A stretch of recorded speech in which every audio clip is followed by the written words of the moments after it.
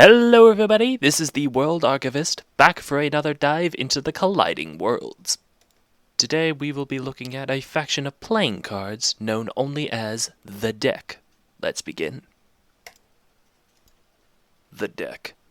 A pack of immortal cards, created for the amusement of unknowable gods, dwell within a mysterious realm known only as the Games Table.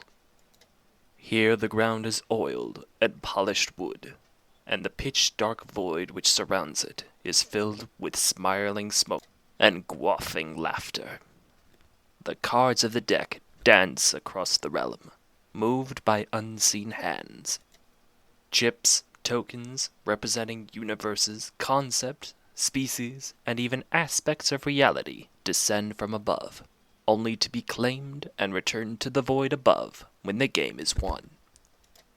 None understand the rules of the games played, save for the rules card, and it is maddened to the point of incomprehensibility. And so the suits clash, whilst the jokers revel in the chaos playing infinite roles across the table. Yet something has shifted. The gods grow bored of their familiar games, and a rift has opened upon the games table. The deck, once cut, now shuffles united through the rift. They seek new games, and care not for the fact that the prospective pieces do not see their struggles as such. The games table is divided into four main factions: the suits. Each suit controls territory, and is ruled by a monarchy, having a king, a queen, and a number of jacks which serve as knights. Despite these similarities, the suits have their own cultures and beliefs, as well as physical differences, as they are artificial beings created by the gods of the games table. Differing from the other suits, the hearts are ruled by their queen, who takes on the role of a prophet and judge. They are the most human in appearance of the cards, and have the most standard combat style, specializing in the phalanx formation, made up of partisan-like spears with heart-shaped tips. Despite their orthodoxy, they also hold some of the strangest beliefs amidst the games table. They rip out the hearts of others, feeding them to their king, who then rips the amalgamated hearts along with his own from his chest, granting strength to the others within the suit. Then the cycle begins anew. Any who seek to break it are sentenced by the queen and beheaded by the jack.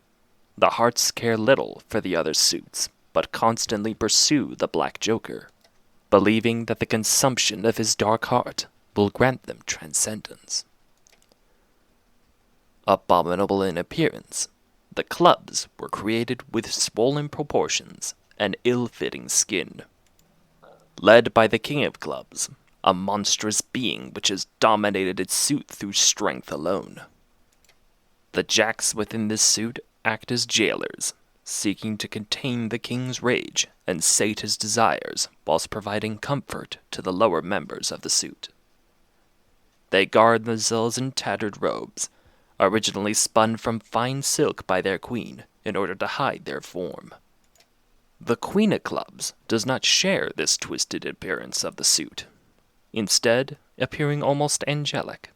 She seeks to prepare the bodies of her subjects, as she finds their current form unbearably repulsive. The King and Queen of Clubs seldom interact with the other suits. However, the jacks often contact their counterparts across the games table, seeking to avoid war and needless suffering. Bright and proud, the diamonds demand finesse and grace in all things, be it court politics or battle.